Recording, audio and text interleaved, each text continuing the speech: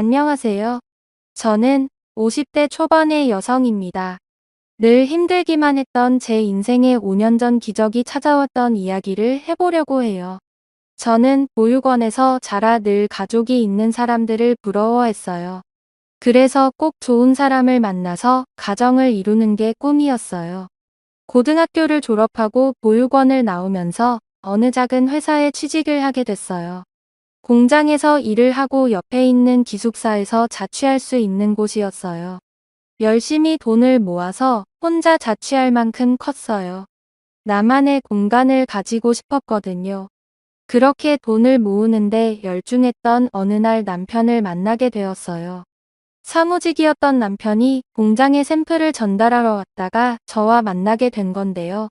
저는 그때 공장 사무실에서 격리를 하고 있었어요. 남편은 제가 마음에 들었는지 처음 만났을 때부터 친근하게 말을 걸었고, 그런 남편이 좋았습니다. 친절하고 따뜻하게 대하는 사람이 별로 없었으니까요. 처음 받아보는 친절의 마음을 뺏겼던 것 같아요. 남편과 6개월 정도 사귀다가 결혼을 했습니다. 어릴 때부터 꿈꿔왔던 가족이 생긴다는 것에 너무 마음이 벅차서 그런 식 내내 울었던 기억이 나네요. 남편은 그런 저를 보면서 결혼했을 날 신부가 그렇게 울면 이혼한다는 대사를 던지며 놀리는 바람에 더 울었었네요. 시어머니는 말이 없었고 묵뚝뚝해 보이셨지만 고아인 저를 받아주신 것만으로도 감사해서 처음 뵈었던 날 큰절까지 울렸습니다. 그리고 누구보다 잘 살겠다고 약속했어요. 결혼 후 몇 년간은 별일 없이 잘 지냈어요. 두 아이가 태어났고 저는 애들을 키우려 남편 뒷바라지하려 매일 정신이 없어서 하루가 어떻게 가는지도 모르고 지냈어요. 그때 시어머니 댁에 반찬과 김장 김치도 제가 다 했는데 지금 생각하면 그 많은 일을 어떻게 다 했나 엄두가 나지 않네요. 그런데 남편이 조금씩 변해갔어요. 원래 성품이 나았다고 하는 게 더 맞을 것 같아요. 언젠가부터 남편은 월급을 제대로 가져다 주지 않았는데 알고 보니 시어머니가 월급을 달라고 했다는 거였어요. 어머님이 당시대 월급을 달라고 하셨다 그래도 우리가 쓸 것은 남기고 드려야지. 그렇게 다 가져다 드리면 애들은 어떻게 키우고 우리 생활비는 어쩌고. 지금 당장 낼 장볼 돈도 없는데 미리 말을 해주던가 라고 말하자 남편은 벌어 화를 냈어요. 아니, 그동안 내가 가져다 준 돈다 어쩌고 내일 장볼 돈도 없다고 그래.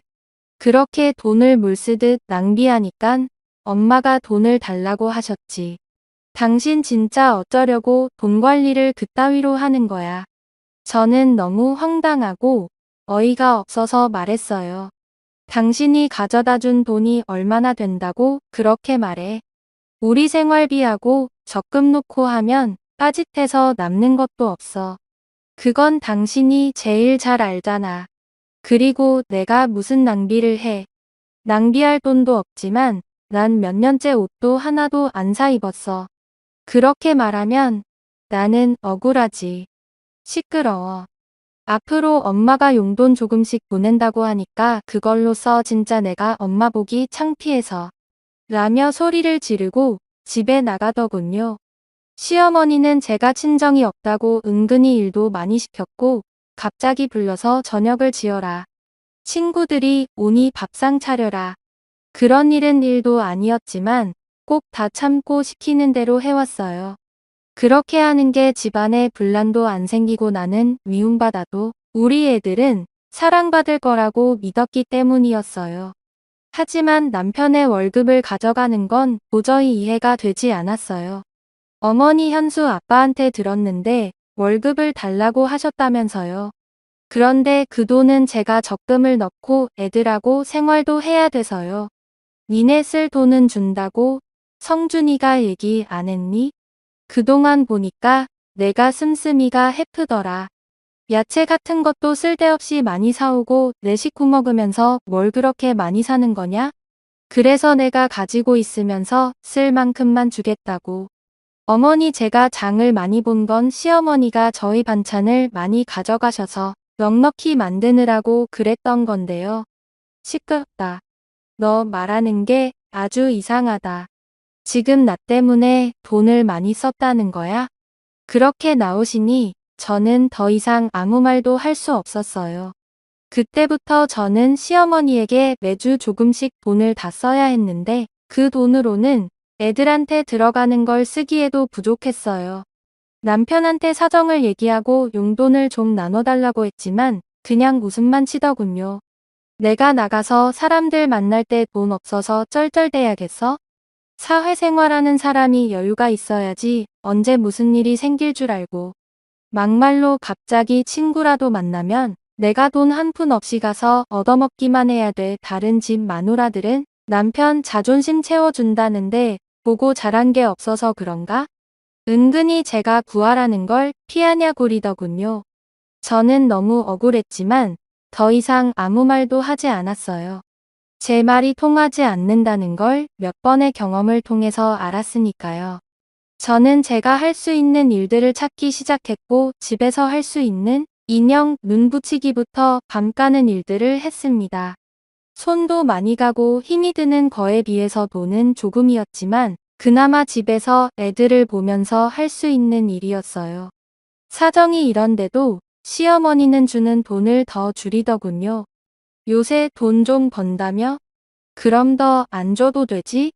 라면서 조금씩 줄이더니 어느 날부터인가는 한 푼도 보내지 않았어요. 어머니 이번 주는 돈 언제 보내주세요? 원래 어제 주셔야 했는데 내가 버는 돈으로 충분히 쓰고 살겠더만 굳이 내 아들이 번 걸 그렇게 가져다 쓰려고 드니? 너도 좀 염치가 있어봐라. 다른 집 며느리들은 직장도 좋은데 다녀서 집에 도우미 두고 시댁에도 돈 펑펑 쓴다는데 너는 어째 타갈 생각만 하니? 내가 무슨 번듯한 사돈집이 있어서 어디다 자랑을 할 수 있기를 하나? 그렇다고 며느리가 직업이 빵빵해서 덕을 볼 수 있기를 하나? 아이고, 내 팔자야. 저 두드려 하는 듯이 신세한탄을 하시더군요. 저는 그래서 어머니한테 돈 받는 걸 포기했어요. 그리고 애들은 어린이집에 맡기고 다닐 수 있는 일을 찾았고 보험 설계사 일을 시작하게 되었습니다. 남편은 점점 집에도 잘 안 들어왔고 늦게 들어오는 날은 술에 취해 있을 때가 많아서요. 알고 보니 남편은 원래 도박에 빠져 있었더라고요. 그래서 한번 결혼을 했다가 한 달도 안 돼서 파혼을 했었다더군요. 나중에 공장에서 같이 일하던 아줌마를 통해서 듣게 되었어요. 하지만 저에게는 이미 남편 사이에 아들도 있었고 결혼 생활은 돌을 킬 수 없는 노릇이었어요. 가족 없이 자란 저는 아이들도 그렇게 키우기 싫었어요. 그래서 그저 나만 참으면 된다는 마음으로 보험 일을 하면서 악착같이 아들을 키웠어요. 다행히 아이들은 제 말이라면 자다가도 깨서 들을 만큼 착하게 잘 자라서 초등학교에서 공부도 곧잘 했어요. 그러던 어느 날 정말 저한테는 서러운 일이 터지고 말았습니다. 저와 큰아들 현수가 생일이 같아서 둘의 생일 기념으로 잡채를 만들고 아이들이 좋아하는 치킨을 만들어주려고 양념을 다 묻혀서 냉장고에 넣어뒀는데 저녁에 집에 오니 아무것도 없는 게 아니겠어요? 딸아이 말로는 할머니가 와서 가져갔다는데 정말 기도 안 차더군요. 세상에 어느 할머니가 손주 생일날 선물은 못 줄 망정 생일 파티 음식을 가져가나요? 저는 우라통이 터져서 그 길로 시댁으로 쫓아갔어요. 어머니, 오늘 냉장고에 넣어둔 거요? 저랑 현수 생일이라서 만들어 놓은 거예요. 그걸 그냥 가져가시면 어떡해요? 그리고 제 생일은 그렇다고 쳐도 어떻게 현수 생일인데 이러실 수가 있어요? 손자 생일인데요. 기억은 하셨어요? 이게 진짜 못 배워 먹어서. 야, 제가 지금 시어머니한테 하는 태도 이게 뭐냐? 뭐 생일, 그래 너 말 잘했다. 너는 내 생일이라고 언제 뭐 그렇게 특별하게 해준 적이 있니? 너는 내가 내 아들 생일 기억 못한 것만 서운해? 내가 그렇게 손자 생일이 어쩌고 하니 이왕 말 나온 김에 나도 하자. 나는 어쩌다가 천안 고아 며느리를 들이게 돼서 아주 어디 가서 쪽팔려서 말도 못 꺼내고 살았다. 그렇게 사람 창피 주고 내가 맨몸으로 와서 자식까지 낳고 살았으면 시어머니한테 고마워서 뭐 하나라도 더 해주려고 해야지. 인간 아니야? 내가 성준이가 아니었으면 너는 아직 시집도 못 가고 공장에 있었어. 내 인생 피게 해줬으면 매일 감사하다고 해도 부족한 일 아니니? 처음에 만났을 때는 큰절을 하고 부산을 떨더니 내가 돈 좀 관리하고 집에 저녁 반찬거리 좀 가져왔다고 이렇게 쫓아와서 사람을 못 살게 보고 시건방을 떠너 그냥 나가.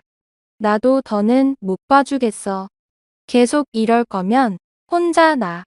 저는 애들을 두고 나가라는 말에 시어머니가 저한테 퍼부었단 막말을 그저 다 흘려듣고는 집으로 얼른 돌아갔어요.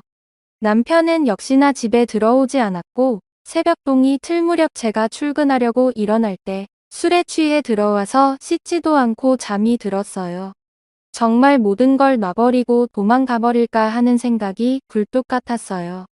하지만 애들한테 부모 없는 삶을 물려주고 싶지 않아서 참았습니다.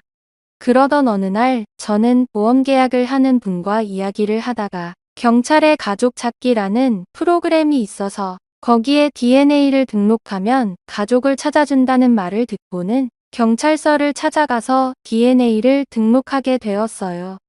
혹시라도 제 가족 중에 누군가가 있을지 모른다는 희망을 가지고 말입니다. 그만큼 시어머니와 남편이 제게 주는 사랑은 너무나 컸습니다. 하지만 시간이 지나도 연락은 오지 않았고 저도 처음에는 궁금해서 몇 번은 경찰서도 찾아가 보고 연락도 해봤지만 아무 성과가 없자 그냥 포기를 하고 살게 되더군요. 그리고 반년 후 남편은 회사에서 정리해고를 당했어요.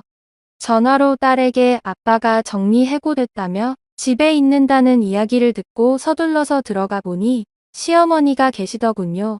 저는 얼른 애들을 학원에 보냈어요. 시어머니나 남편의 표정이 심청치 않았으니까요. 이제 매달 상준이가 주던 월급은 내가 줘야겠다. 내가 요새는 애들 아빠보다 잘 번다는 것 같던데 난 그냥 상준이가 주던 만큼 안 줘도 된다. 어머니, 저는 제 월급 못 드려요. 애들 학원비도 많이 나가고 앞으로 대학 보내려면 지금보다 돈도 더 많이 필요해요. 안 그래도 요즘 보험 계약하는 사람들이 줄어서 많이 어려워요. 그리고 저 그렇게 많이 버는 거 아니에요. 너는 아무것도 없이 시집와서 이만큼 살아놓고도 내 거 챙기겠다고 그러는 거야? 내가 감히 우리 엄마한테 따박따박 말대답을 해? 내가 항상 이런 식으로 엄마를 대했구나? 그런 식으로 말하지 마. 나도 할 만큼 했어. 이건 내가 잘 먹고 잘 살겠다는 거 아니잖아. 우리 현수랑 현아를 위해서 그런 거라고. 어머니는 그동안 당신한테 가져간 돈도 아직 있는데 그거 안 쓰고 모아주신다고 했다며? 그럼 진짜 그 돈 쓰면 되잖아. 너 진짜 간도 크다. 내가 꼭 우리 아들이 힘들게 번 돈을 쓰라는 것처럼 말하는구나. 내 아들 돈이 그렇게 웃음이 그 돈을 막 쓰겠다고 하는 거야? 당신. 이제 됐고 큰 소리 마. 그럼 엄마는 현수 생각은 안 한다는 거야? 둘은 앞뒤가 안 맞는 말을 하면서 저를 잡아먹을 것처럼 굴었어요. 그래도 저는 물어날 수 없었어요. 제가 버는 건 분명히 한계가 있는데 시어머니가 돈을 달라는 대로 그렇게 줬다가는 언제 또 낭패를 당할지 모를 일이었어요. 남편은 제가 계속 돈을 안 넣을 것 같자 이제는 자기 용돈만이라도 달랐더군요. 그건 어머니가 전에 당신 돈 가져가신 거에서 주셔야 될 것 같은데 당신 돈 우리한테 쓰는 건 아까워도 당신이 쓰는 거지만 주실 거야. 아니 진짜 이 여자가 왜 자꾸 내 돈을 꺼내 쓰라고 난리야? 남편은 길길이 날뛰었고 그 뒤로 집에서 자주 행패를 부리고 돈 내놓으라고 소리를 질렀어요. 저는 아이들이 남편 때문에 피해보는 것이 싫어서 몰래 밖에서 만나서 돈을 주며 학원으로 바로 보내고는 했습니다.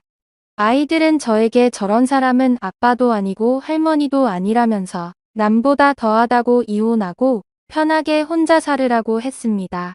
이제 겨우 중학교 2학년인 딸아이가 하는 말에 가슴이 찢어질 것 같았어요. 그래도 저는 저런 아빠라도 애들한테 있는 게 낫다고 생각했어요. 그래야 나중에 애들이 지금 제가 겪는 서름을 겪지 않을 테니까요. 그렇게 몇 달이 지났는데 하루는 녹초가 돼서 집에 들어가려고 하니 문이 열리지 않는 거예요. 현관 비밀번호를 몇 번이고 다시 눌러서 경보음이 울렸지만 문이 열리지 않았어요. 당신 안에 왜 문이 안 열리지? 여보, 남편은 전화도 받지 않더군요. 그러다가 저희 집에 시어머니가 오시길래 문이 안 열려서 사람을 불러야 할 것 같다고 말했습니다. 그랬는데 시어머니는 문을 열고 들어가 버리더니 잠가 버리더군요. 내가 돈을 못 주겠다면 우리도 가만히 있을 수 없다. 우리 집에 하나도 도움이 안 되는 며느리는 이제 필요가 없다고 나가. 여보, 어머님 말씀이 진짜야? 맞아? 계속 문을 두드리자 남편은 나와서 저에게 삿대질을 하면서 다 필요 없다는 말 못 들었어. 나가라고. 학원에서 밤늦게 온 아이들은 이 사실을 알고 울고불고 난리가 났지만 시어머니는 오히려 니들이 그러면 엄마만 더 힘들게 될 줄 알아.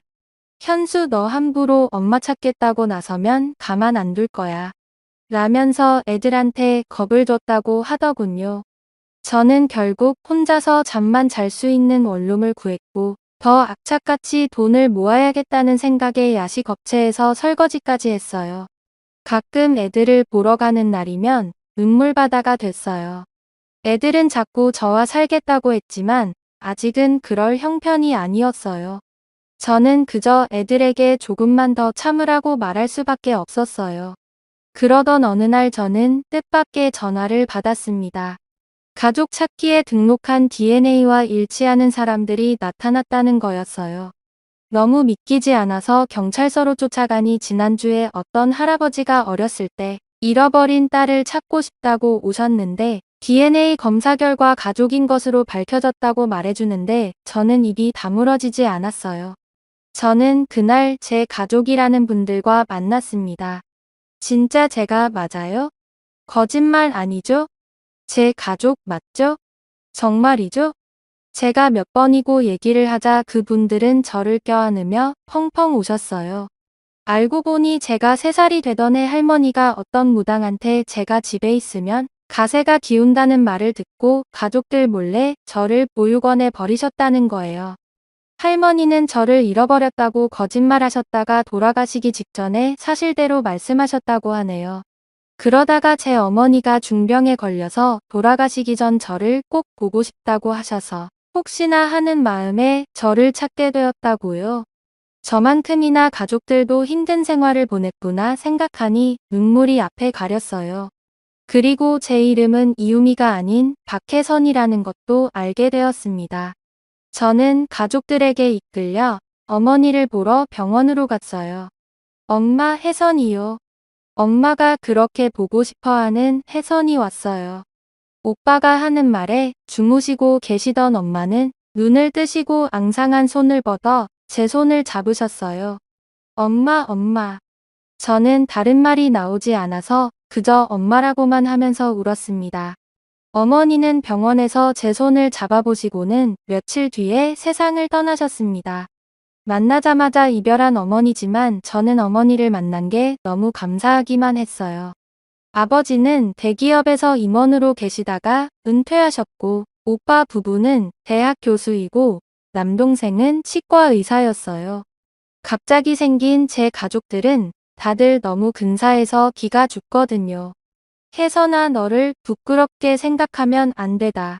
넌 내가 있던 환경에서 최선을 다해서 살았고 그래서 우리를 다시 만났잖아. 나는 우리 딸이 너무 자랑스럽다. 저는 아버지의 말에 눈시울이 붉어졌어요. 정말 내 아버지라서 이렇게 내 마음을 알아주나 싶은 생각이 들었어요. 아버지는 엄마 단둘이 살고 계셨는데 엄마를 보내고 혼자가 되었으니 당분간 저와 같이 살고 싶다고 하셨어요. 저는 그게 너무 좋기도 했지만 애들이 걸렸어요. 그래서 일단 제 사정을 오빠한테 얘기했어요. 아버지한테 말하면 충격받으실까봐 걱정이 됐거든요. 오빠는 아버지한테 말해도 괜찮을 거라면서 잘 말씀드리자고 했고 제 처지를 들은 아버지는 화가 나셔서 그 자리에서 일어나 당장 아이들을 데리러 가자고 하셨어요. 저는 남동생이 운전하는 차를 타고 아버지는 오빠가 운전하는 차를 타고 그렇게 시댁 앞에 검은 세단차 2대를 몰고 갔어요. 제가 벨을 누르자 시어머니는 저인 것을 확인하시고 막말부터 퍼보셨어요. 내가 무슨 낯짝으로 여기까지 왔냐? 이제 돈 좀 내놓을 생각이 들어 그러자 아버지가 큰 소리로 저희 손주들 데리러 왔습니다라고 하셨고 그 말에 시어머님과 남편이 어리둥절해서 나오더군요. 남편은 저와 제 식구들을 위아래로 후더니 어디서 등골 빼먹을 영감이라도 구했어? 그래서 이렇게 와서 큰 소리 치는 거야? 내 자식들 그런 구질구질한 돈으로 키우게는 못하지? 라고 하자 진짜 생각하는 수준하고는 저분이 제 아버지세요. 우리는 회손이 가족입니다. 저를 가리키자 남편과 시어머니는 어리둥절하래 하더군요. 오빠 남동생이 우리 애들 옷가지와 책들을 챙기는 동안 저는 시어머니와 남편에게 제 가족을 찾은 얘기를 했어요. 제 얘기를 들은 두 사람은 얼굴이 하얗게 질려서 아버지를 보다가 점점 고개를 숙이더군요. 돈 때문에 항상 걱정이 많으신 것 같으니 이제 제 손주들은 제가 챙기겠습니다. 그동안 제 딸한테 하신 것에 대해서는 차차 어떻게 할지 변호사와 상의할 거고요. 라고 하셨고 변호사 소리를 들은 시어머니와 남편은 표정이 굳어졌어요. 오빠 남동생이 애들 짐을 다 챙겨서 나오자 시어머니는 다급하게 저를 붙잡고 아가 우리 얘기 좀 하자. 그래도 너 갈 곳 없을 때 우리가 받아둬서 여태까지 자랐잖니. 사돈계 말씀 좀 잘 드리고 하는데 오빠가 시어머니의 손을 탁 치면서 남의 동생 함부로 잡지 마시죠. 그리고 받아줘요. 어디서 그런 말씀을 하시죠. 제 동생이 결혼을 했지 이 집에 일하러 들어온 일뿐입니까? 사람이 힘없다고 막대하고 그러는 거 아닙니다. 라면서 차갑게 말했어요. 시어머니는 쩔떨매기 시작했습니다. 아가 내가 정말 큰 실수를 했다. 정말 미안하다. 내가 잘못했어. 여보 미안해. 당신이 돈 안 주니까 그만 꼭 해서 정말 내가 바보 같아서 미안해. 돈을 안 준다고 해서 당신이 그렇게 말을 해. 난 당신이 벌은 돈 거의 만져보지도 못한 사람이야. 그런데 내가 아이들하고 먹고 살겠다고 돈을 안 준다고 사람을 그렇게 내도 못 참 그것도 일하고 들어온 사람을 이혼 소송할 거니까 그렇게 알고 있어. 저는 애들을 데리러 학교로 갔고 갑자기 왜 할아버지와 왜 삼촌이 생긴 아이들은 어한이 된 건 했지만 곧 너무 기뻐하며 좋아해줬어요. 그리고 시어머니와 남편은 몇 번이고 제게 연락을 하고 찾아오기도 했지만 만나지 않았어요. 한 번은 제가 오빠 부부와 백화점에 갔는데 어떻게 알고 시어머니가 저희를 쫓아오신 거예요. 그래서 오빠가 무슨 얘기를 할 건지 드러나 못했으며 같이 백화점 커피숍으로 들어갔어요. 제 둘 부부는 잘 지냈는데 아들이 회사를 그만두면 문제가 생긴 거예요. 용돈을 안 주겠다고 하니 불화가 좀 있었고 저도 남들 다 받는 폐물임을 예단 못 받고 며느리를 들었는데 제 입장은 생각 안 하시고 무조건 안 좋게 보시네요. 그렇네요. 줍니다. 그 용돈이라는 것과 폐물 예담해드리고 저희도 가정폭력과 협박으로 아드님과 사돈분 정식으로 고소하겠습니다. 아니 그러시면 얘기가 틀려지죠. 지금 혜선이 이혼 변호사 만나고 왔는데 애들 직원을 들어보니 굉장하더군요. 하루가 멀다 하고 술 마시고 도박하고 집에 안 들어오는 아버지, 그리고 집에 있는 애들 간식까지 쓸어가고 돈 한 푼 안 보태면서 엄마를 부려먹는 할머니. 이 정도면 이혼 사유가 차고도 넘칩니다. 그리고 집 비밀번호까지 바꾸고 못 들어오게 해서 1년 가까이 밖에서 살겠죠? 이런 것도 다 죄가 될 수 있고 위자료를 받아낼 수 있다고 하던데 저희는 그대로 다 진행할 겁니다. 그러니까 그렇게 알고 계세요. 억울하다는 시어머니의 말에 기가 차서 저도 한마디 했어요. 어머님 집에서 최신형 에어컨에 제일 큰 냉장고까지 있고 부엌도 최신식으로 다 뜯어 고치셨잖아요. 우리 애들은 낡은 에어컨 안 돌아가서 더워서 힘들어 할 때 언제 한번 들여다보기라도 하셨어요? 어떻게 이렇게 뻔뻔하세요? 이제 와서 제가 친정이 생기니깐 이런 식으로 덜 변하시다니 정말 너무 유치하고 우습네요. 그 미안하다는 말도 못 믿겠으니까 나중에 법정에서 만나죠.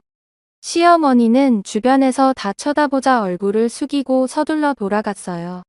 저는 아버지가 잘 아시는 변호사분 소개로 이혼 변호사를 만나서 소송에 승소를 하고 위자료도 받고 정신적인 피해 보상도 받았어요. 지금은 아이들도 다 대학 가고 저는 인생 처음으로 매일 편안한 생활을 하고 있어요. 이런 든든한 가족들이 있다는 게 살아가면서 이렇게나 힘이 된다는 걸 몰랐어요. 가지고 있을 때는 모른다고 하던데요. 많은 분들께서 가족이라는 존재가 원래 있었기 때문에 너무도 당연한 거라서 소중함을 잘 못 느끼실지도 모르겠어요. 오늘은 더 따뜻한 마음으로 가족들 한 번 더 생각해 보시는 건 어떨까요? 저 같은 사람도 웃을 날이 오니 하연 들으시는 분들에게도 좋은 일들 생겼으면 좋겠다는 마음으로 이야기를 하게 되었습니다. 그럼 다들 행복하세요. 들어주셔서 감사합니다.